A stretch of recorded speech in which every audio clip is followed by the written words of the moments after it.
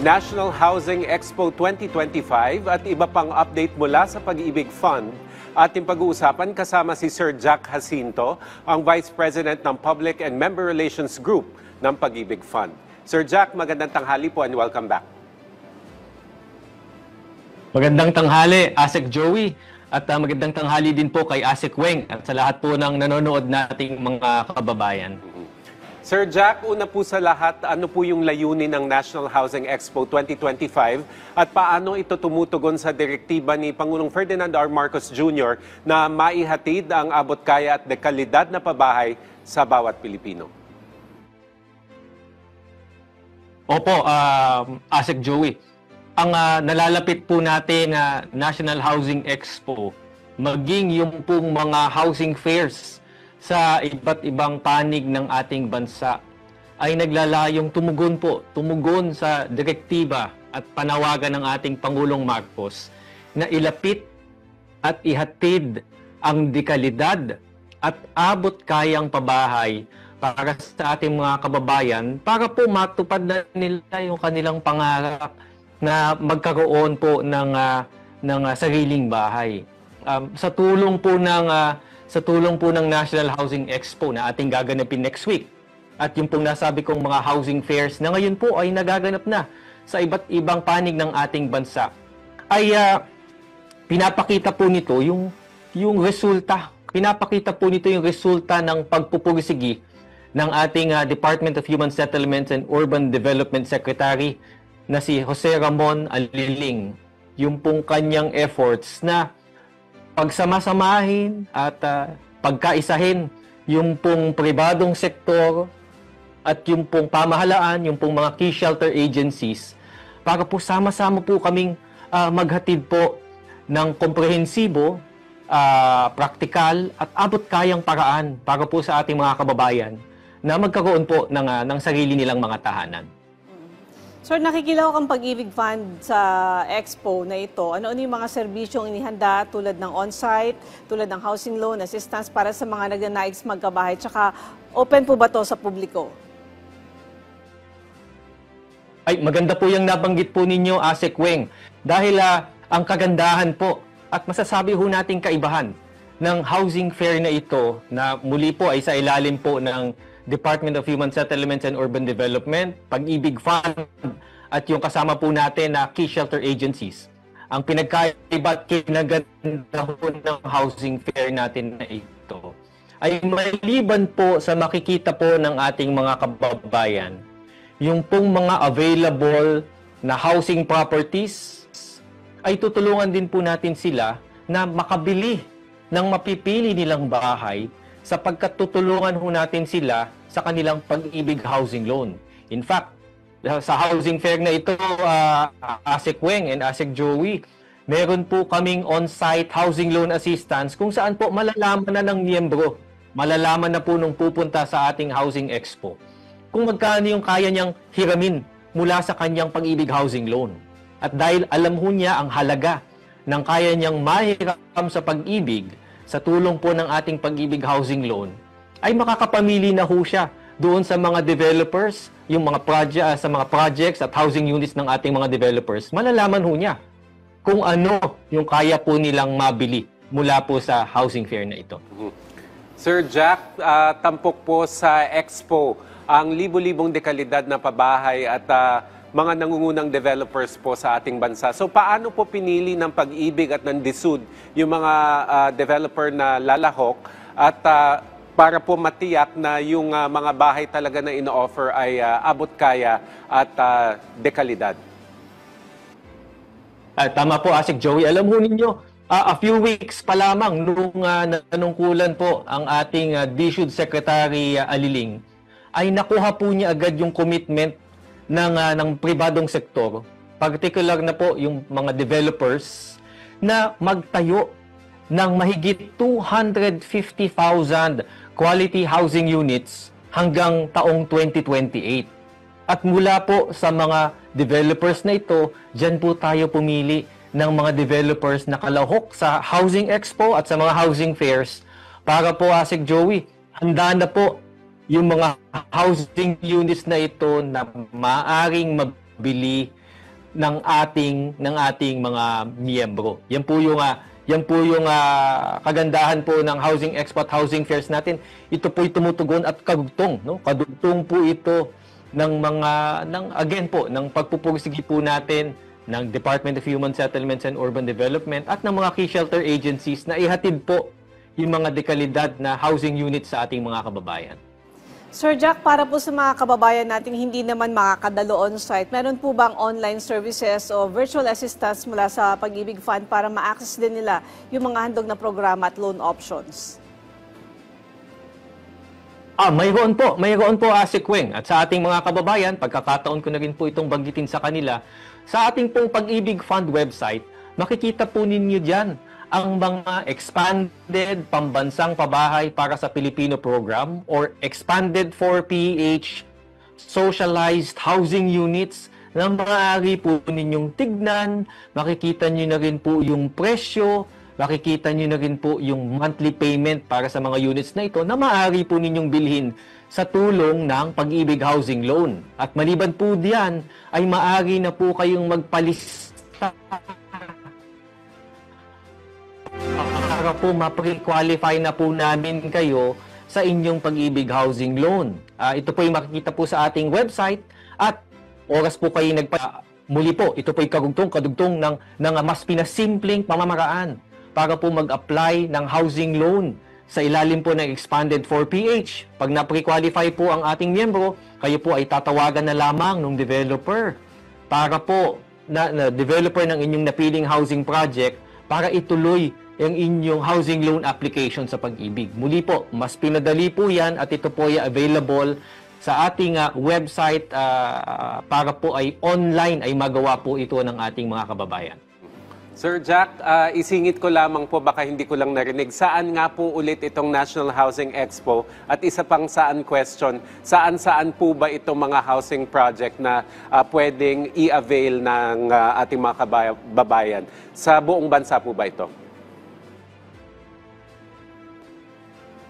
Opo, Asik Joey, salamat po na pinaalala niyo rin po. Ang ating National Housing Expo dito po sa National Capital Region ay magaganap po next week na po, October 23 at October 24. Bubuksan po yung mga pintuan ng October 23. Webes po yan, ng alauna ng hapon hanggang October 24. Buong araw po tayo riyan. Again po sa World Trade Center sa Pasay City. Sa aming website po, maaari po, sa Pag-ibig Fund website, maaari po kayong magparehistro po riyan para po makita ho ninyo kung ano po yung schedule na available at akma para po sa inyo. Pagdating naman po sa mga housing fairs ho natin sa iba't ibang rehiyon, nariyan po nagaganap na po ngayon, Asik Joey, sa Cebu, October 15 to 21 sa Mabolo City, Cebu. Sa SM City po yan, SM City Mabolo. Sa October 20 to 25 sa SM City Iloilo. Pagdating naman po sa Pampanga, October 25 po ito sa Robinson Star Mills. Pagdating po ng October 27 to 30 sa Bacolod City, yung pong 888 Mall. Pagdating naman po ng October 28 and 29 sa SM City Santo Tomas, Batangas. At para po sa mga kababayan natin sa General Santos City, sa Atrium Verranza Mall sa November 8. Yung pong mga nabanggit ko pong ito, Asik Joey and Asik Weng, makikita po nilang schedule na ito sa aming official Facebook page. Muli po, yung mga housing fairs na ito ay free. Wala pong bayad ang entrance at ito po ay open po sa ating mga kababayan. Ayan. Sir Jack, doon naman po sa dinaluhang 33rd SHDA, the Sud National Developers Convention ng Pag-ibig, binigyan din po ang innovative financing models para sa 4H projects. Pwede niyo po bang ipaliwanag kung ano-ano yung mga ito? Opo, Asik Joey. Alam ho ninyo, marami po tayong programang in-implement nitong mga nakaraang buwan para po ang objective ho natin nito. Ang ating pong layunin rito ay bigyan po ng mga abot-kayang pamamaraan ang ating mga kababayan na magkaroon ng sariling bahay o kundi naman ay pagandahin o improve o i-renovate ang kanilang kasalukuyang tinitirhan. Nagsalita po yan sa mga convention na iyan.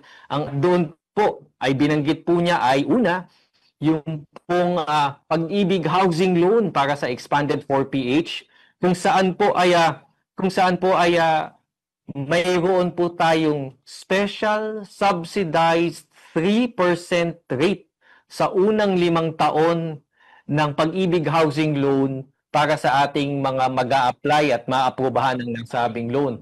Ibig sabihin ho niyan, subsidized interest rate na 3%, mababa po yung monthly payments. Pangalawa po, meron din po tayong promo rate na 4.5% interest rate lamang per annum sa unang 3 taon ng loan para naman ho ito sa mga loans na up to 1.8 million pesos. So, yun po yung pangalawa. Yung pangatlo naman po, meron po tayong home improvement loan. Nakita rin po kasi natin, Asek Joen, Asek Weng, na hindi naman po karamihan at hindi po lahat ng ating mga kababayan ay naghahanap ng sarili nilang tahanan. Ang gusto po nila ay i-improve o i-renovate ang kanilang kasalukuyang tahanan. Kaya't meron din po tayong bagong home improvement loan kung saan makakahiram ang ating mga miyembro ng up to 300,000 pesos. Meron din po tayong acquired assets super sale. Up to 40% ho yung discount on occupied properties. Up to 35% naman po para sa unoccupied properties. At yung pong mga nakatira, mga occupants po na nakatira po sa mga acquired assets po natin, ay hindi po nila pagmamay-ari yung mga properties na yan. Ngunit binibigyan ho din natin sila ng pagkakataong bilhin ang kanilang tinitirhang acquired asset na may diskwento pa na up to 10%. So yan po yung mga inanunsyo po ng ating Pag-ibig Fund CEO Marilyn Acosta nitong nakaraang mga convention with our private housing partners. Yung mga programang nabanggit ko po ay una, mas pinamura po yung interest rates nito. Ito po ay mga programa tulad po yung nabanggit kong Pag-ibig Housing Loan para sa expanded 4PH na may 3% subsidized interest rate para po ito sa mga socialized housing units. Yung po namang 4.5% rate na promo rate po for up to 1.8 million peso housing loans. Again, para po mapababa at mas maging abot kaya ang ating ang pagbili ng ating mga kababayan ng gugustuhin nilang housing unit. Ito po yung mas mura sa pangkaraniwan po natin na housing loan na ang interest rate po ay karaniwan ay nasa 6.25% per annum. Mababa na po yun, yung pong ating interest rate para sa ating Pag-ibig housing loan na pangkaraniwan ay nasa 6.25%. Ngunit muli po, mas hinahanap po natin na mas maging mababa po yung interest rates natin para sa mga socialized housing units and even economic housing units para mas maging abot kaya at maabot ho ng ating mga kababayan. And Asek Weng, mabanggit ko lamang po, nagagawa ho namin yan sa Pag-ibig Fund. Nagagawa ho ng Pag-ibig Fund yan na pababain yung interest rates ng ilan sa ating mga housing loan programs sapagkat po napakatatag po ng fiscal position ng Pag-ibig Fund. Mahusay po ang ating pananalapi, mahusay rin po ang ating collections, mataas po, napapanatili po nating mataas ang ating performing loans ratio. Kaya po sa husay po ng ating fiscal position, nagagawa ho nating pababain ang interest rates ng ating housing loans. Sir Jack, meron po ba mga bagong mekanismo para mas mapadali po ang pag-access ng mga miyembro sa financing para po sa 4PH housing units? Meron po, Asik Joey. Sa katunayan, meron po tayong tinatawag na 4PH. Meron po tayong tinatawag na Expanded 4PH Online Sign-up Facility.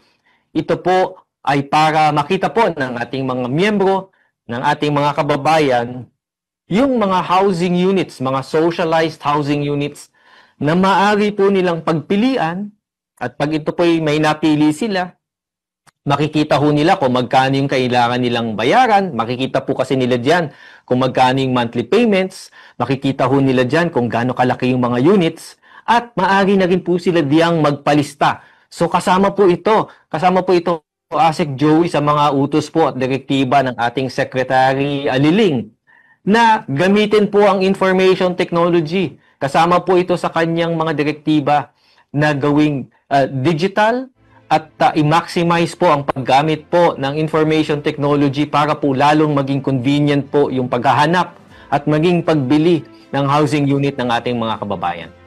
Okay, sir, mensahe niyo na lang po sa publiko, lalo na dun sa mga pamilyang Pilipino na matagal nang nangangarap na magkaroon ng sariling bahay.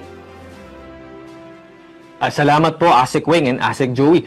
Makakaasa po ang ating mga kababayan na patuloy po naming tutugunan ang direktiba ng ating Pangulong Marcos. Ang direktiba po ng ating Pangulo, maghatid ng praktikal na solusyon ng abot kayang pamamaraan para sa ating mga kababayan na magkaroon sila ng sarili nilang mga tahanan. Makakaasa po ang ating mga kababayan na kami po sa Pag-ibig Fund, kasama po ang Department of Human Settlements and Urban Development, ang National Housing Authority, ang Social Housing Finance Corporation, ang National Home Mortgage Finance Corporation, at Human Settlements Adjudication Commission, na yan po ang nagkakaisang layunin po namin, ang tugunan, ang panawagan po ng ating Pangulo na maghatid ng abot kaya, praktikal at komprehensibong solusyon para po tugunan ang pangangailangan sa pabahay ng ating mga kababayan.